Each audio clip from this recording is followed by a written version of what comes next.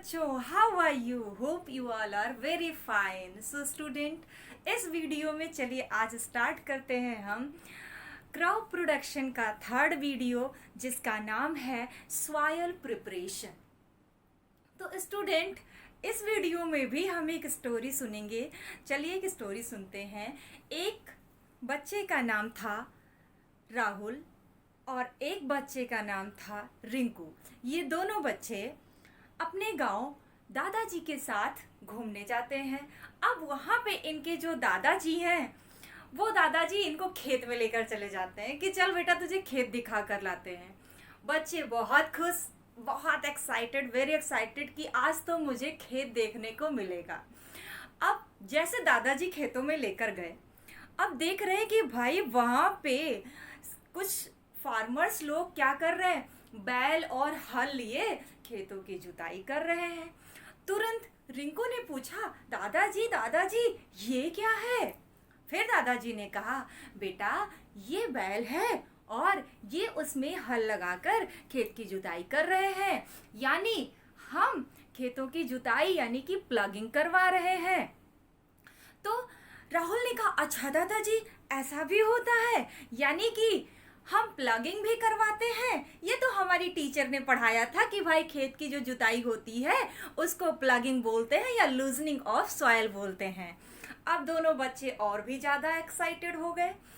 फिर देखते हैं थोड़ी देर बाद ही after plugging next process is levelling of soil. आप देख रहे हैं कि एक बड़ा सा वुडन ब्लॉक बड़ा सा था, उसको लेकर आए और उसको फिर बैलों के बीचों बीच में रस्सी से बांध दिया गया और फिर मिट्टी को लेवल करने लगे। जो मिट्टी उबड़ खाबड़ थी, ऊंची नीची थी, उस मिट्टी को इक्वल कर दिया। अब बच्चों के दिमाग में और क्वेश्चन कि भाई दादाजी आप मेरे को एक बात बताओ, अभी तक प्लगिंग तो समझ में आई थी, यानी कि खेतों की जुताई करवा दी, अब ये क्या हो रहा है? फिर दादाजी बोल रहे हैं कि बेटा ये है खेत की लेवलिंग करना, यानी कि जो मिट्टी है ऊबड़ खाबड़ जमीनों में भाई सीड नहीं निकलते हैं, इसलिए इसकी हम क्या कर रहे हैं, लेवलिंग करवा रहे हैं। अब दोनों बच्चे और एक्साइटेड, ओवर एक्साइटेड। अच्छा तो दादाजी आफ्टर लेवलिंग क्या होगा? फिर दादाजी बोल रहे हैं, अरे बेटा जी कुछ नहीं, इसके बाद तो इसको कुछ दिन के लिए खेत को ऐसे छोड़ देंगे, 10-15 दिनों के लिए, और इसके अंदर का जो मॉइस्चर है वो बाहर ना निकले और इसमें जो घास फूस हैं यानी वीड्स हैं वो सब जल जाएं, इसलिए इसको ऐसे छोड़ देंगे।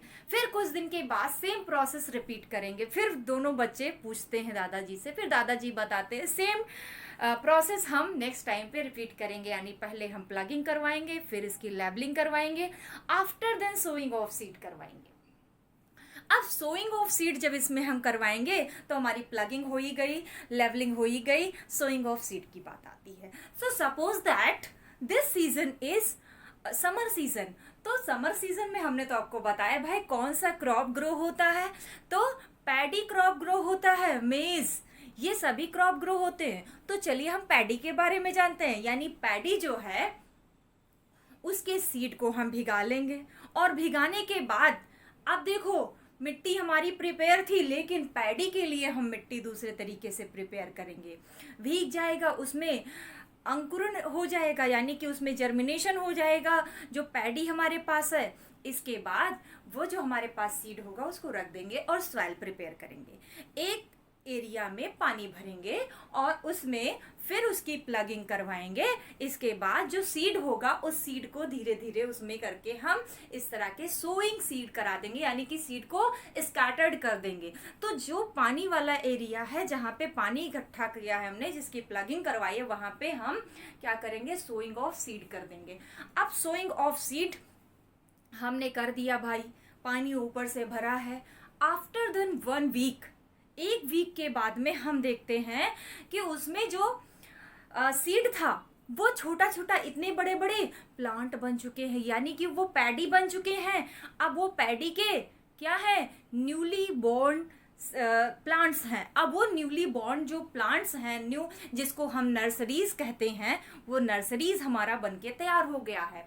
अब उस नर्सरीज को हम क्या करेंगे, ये बातें दादाजी से बच्चे कर रहे हैं और दादाजी खेत में काम कर रहे हैं। अब बच्चे बोल रहे हैं दादाजी ये नर्सरीज तो हमारी तैयार हो गई, अब क्या करेंगे? दादाजी कहते हैं चलो भाई खेतों में इसको नर्सरीज को इसकी हार्वेस्टिंग करते हैं। हार्वेस्टिंग क्या है? यानी कि उसको हम मिट्टी में से उखाड़ लेंगे, उसके जड़ नीचे जड़ होगा, उसके रूट सहित उसको हम पूरा का पूरा उखाड़ लेंगे।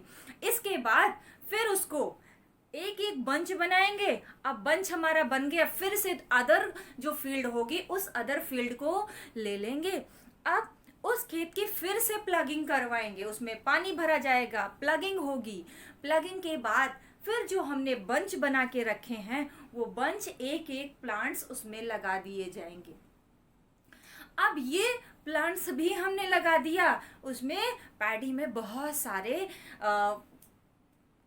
वाटर्स की जरूरत होती है, तो वो वाटर्स हम उसमें बार बार टाइम टू टाइम डालते रहते हैं। इस प्रोसेस को तो हम इरिगेशन कहते हैं। अब धीरे धीरे देख रहे हैं हमारा जो प्लांट्स है वो ग्रो होता जा रहा है, बड़ा होता जा रहा है। लेकिन एक खेत में भाई उसका जो खेत था, मतलब कि एक प्लांट था जो वहां पे एक के खेत में ज्यादा ग्रोइंग हो रही थी, दूसरे खेत में ग्रोइंग कम हो रही थी। अब रिंकू पूछता है दादाजी ऐसा क्यों? एक खेत में ज्यादा ग्रो हो रहा है, दूसरे खेत में प्लांट कम ग्रो हो रहा है। दादाजी कहते हैं एक खेत में हमने फर्टिलाइजर्स यूज किया है और दूसरे खेत में हमने मैन्यूअर यूज किया है। तो बच्चे बोलते हैं दादाजी ये क्या है? तो भाई इस चीज को जानने के लिए तो हम वीडियो पहले ही बना दिए हैं आपके लिए, बट फिर भी यहाँ जान लेते हैं। तो दादाजी बताते हैं बेटा fertilisers is the chemicals, and chemicals वो प्रोडक्शन तो अच्छा करते हैं लेकिन आपके हेल्थ के लिए अच्छे नहीं होते हैं। प्रोडक्शन अच्छा होगा, आपको मनी अच्छा मिलेगा, बट इससे हमारा हेल्थ अच्छा नहीं होगा। उस चावल को हम खाएंगे तो हमारा जो हेल्थ होगा वो बहुत अच्छा नहीं होगा। तो अब दादाजी कहते हैं बेटा दूसरे खेत में जिसमें मैंने मैन्युअर डाला है उसका प्रोडक्शन तो कम होगा, यानी ग्रो कम हो रहा है, बट वो हमारे हेल्थ के लिए बहुत अच्छा होगा। तो दादाजी से बच्चे कहते हैं तो दादाजी हम खाएंगे कौन सा? तो दादाजी कहते हैं ये तो भाई रिंकू तू ही बता। अब रिंकू कहता है दादाजी भाई हेल्थ है तो वेल्थ है, तो अब रिंकू कौन सा धान खाएगा? भाई जिसमें मैन्युअर पड़ा है। चलिए अब ग्रो हो गया, प्लांट्स हमारे ग्रो हो गए। रिंकू बोलता है अब दादाजी क्या करेंगे? दादाजी कहते हैं बेटा इसको अब हम लेकर जाएंगे, इसकी हार्वेस्टिंग, पहले तो उसमें हार्वेस्टिंग से पहले छोटे छोटे सीड्स आ जाएंगे। अब वो सीड्स धीरे धीरे मेच्योर हो जाएंगे। आफ्टर देन मेच्योरिंग उसको हम हार्वेस्ट कर लेंगे, खेतों से उसको हार्वेस्ट कर लेंगे, और हार्वेस्ट करके या तो कंबाइनिंग मशीन के द्वारा हार्वेस्टिंग होती है और या फिर उसको हम सिकल्स से उसकी हार्वेस्टिंग कर लेंगे। सिकल्स मीन्स होता है हसिया या फिर रेती वगैरह होता है जिससे हम कर सकते हैं। जो भी खेतों में ऐसे टूल्स यूज होते हैं और उनको बोलते हैं हम लोग एग्रीकल्चरल इम्प्लीमेंट्स। तो एग्रीकल्चरल इम्प्लीमेंट्स में ये सारी चीज़ें आती हैं। अब उनकी हमने हार्वेस्टिंग कर ली। हार्वेस्टिंग के बाद उसको एक लार्ज एरिया होगा जिसको हम अपने गाँव में खलिहान कहते हैं, या फिर एक खेत में ही एक बड़ा सा एरिया साफ सुथरा करके बना लेते हैं, उसमें इकट्ठा कर दिया और उसकी अब हम पिटाई कर रहे हैं, यानी कि थ्रेसिंग कर रहे हैं। थ्रेसिंग करने के बाद में फिर उसकी हम बिनोइंग करेंगे। थ्रेसिंग हो गया, बिनोइंग हो गया, इसके बाद फिर उसको हम स्टोर कर लेंगे। स्टोर करने के बाद फिर से क्या करेंगे? उसको स्टोर कर लिए। अब स्टोर हमारे घर में एक कंटेनर से, जिस कंटेनर में रख लिया हमने, जब हमें ज़रूरत है तो हम लेकर गए, धान को कुटवाए और चावल निकल आया और उस चावल का बढ़िया से चावल बना के खा लिया, या बिरयानी बना के खा लिया, या इसी का फरा बनता है इसके आटे का, वो बना के खा लिया। लॉट ऑफ थिंग्स इसके बनते हैं। अब भाई राहुल और रिंकू ये दोनों बड़े ही खुश हुए। अरे वाह दादाजी, खेती करना तो बड़ा आसान है, चलिए हम खेती करते हैं। बच्चे भाई एक्साइटेड हो जाते हैं, छोटे बच्चे तो एक्साइट होकर ये बच्चे कहे हम खेती करेंगे। और फिर धीरे धीरे फिर दादाजी ने समझाया नहीं बेटा अभी तेरी पढ़ाई करने की उम्र है, तू पढ़ाई कर ले फिर खेती कर लेना। तो दादाजी के समझाने से ये बच्चे समझ गए और हमारा सॉइल भी प्रिपेयर हो गया और धान की खेती भी हमने कर ली। तो हमने इसमें इस वीडियो में देखा कि सॉइल प्रिपरेशन हुआ और इसके बाद में सोइंग ऑफ सीड हुआ। फिर हमने देखा सोइंग ऑफ सीड कर दिया, इसके बाद फिर हार्वेस्टिंग हमने करवा लिया और ग्रेन्स को भी स्टोर कर लिया। अब एक छोटी सी चीज बची है जो आपको बता देते हैं। भाई सोइंग ऑफ सीड से पहले हम एक काम करते हैं, सेलेक्टिंग ऑफ सीड, यानी सीड को सेलेक्ट करते हैं। किस तरीके से सीड को सेलेक्ट करेंगे? सबसे पहले देखेंगे कि क्वालिटी ऑफ सीड कैसी है, गुड क्वालिटी ऑफ सीड या बैड क्वालिटी ऑफ सीड। तो हम अपने खेतों में बोने के लिए क्या करेंगे? गुड क्वालिटी ऑफ सीड लेंगे, बैड क्वालिटी ऑफ सीड तो लेंगे नहीं।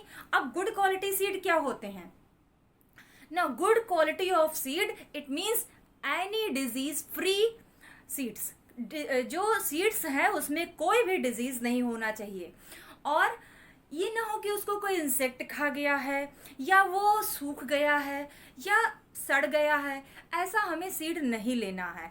तो इसके लिए हम क्या करेंगे, एक ग्लास में पानी भरेंगे और उस पानी में कुछ सीड को हम डालेंगे और फिर जब उस सीड को डालेंगे तो उसमें देखेंगे कि कुछ जो सीड होंगे वो ऊपर की तरफ स्विम करते रहेंगे और कुछ जो सीड होंगे वो नीचे सेटल डाउन हो जाएंगे। तो जो सीड नीचे सेटल डाउन हो गए वो सीड गुड क्वालिटी के हैं और जो सीड नीचे सेटल डाउन नहीं हुए वो बैड क्वालिटी के हैं, उनको हम नहीं लेंगे। तो इसमें चलिए हम एक एक्टिविटी कर लेते हैं। तो स्टूडेंट देखिए, यहाँ पे हम ग्लास में ले आए हैं पानी और इस पानी में हम डालेंगे सीड और देखते हैं क्या वो सेटल डाउन होता है कि नहीं होता है। तो मेरे पास यहाँ पैडी तो नहीं है फ्रेंड्स, बट यहाँ पे हम ये लेकर आए हैं। क्या आप इसको आइडेंटिफाई कर सकते हो? देखिए आइडेंटिफाई करिए और कमेंट में इसका नाम लिखिए। तो ये क्या है? इसको हम बोलते हैं कोरिएंडर, धनिया। अब इस धनिये को हम क्या करेंगे, इसके अंदर डालेंगे। देखिए कुछ सीड जो होंगे वो ऊपर स्विम करेंगे और नीचे सेटल डाउन हो जाएंगे कुछ सीड। आप देखते रहिएगा धीरे धीरे धीरे धीरे जब ये वाटर को एब्जॉर्ब करेंगे तो कुछ सीड इसमें नीचे सेटल डाउन हो जाएंगे और कुछ सीड इसमें सेटल डाउन नहीं होंगे। तो वैसे कोरिएंडर जो है वो लाइट वेट होता है। तो इसमें देखिए आप सारे के सारे सीड ऊपर की तरफ स्विम कर रहे हैं, इट मीन्स कि ये कोई भी सीड इसमें सही नहीं है, एक भी सीड नीचे नहीं गई है। तो इस तरीके से हम good quality of seed check कर सकते हैं। ठीक, तो ये आपने देखा और आपने ये चीज देखा, खुद भी ट्राई करिए, सीड को सेलेक्ट करिए कि कौन सा गुड क्वालिटी का सीड है और कौन सा बैड क्वालिटी का सीड है। Thank you.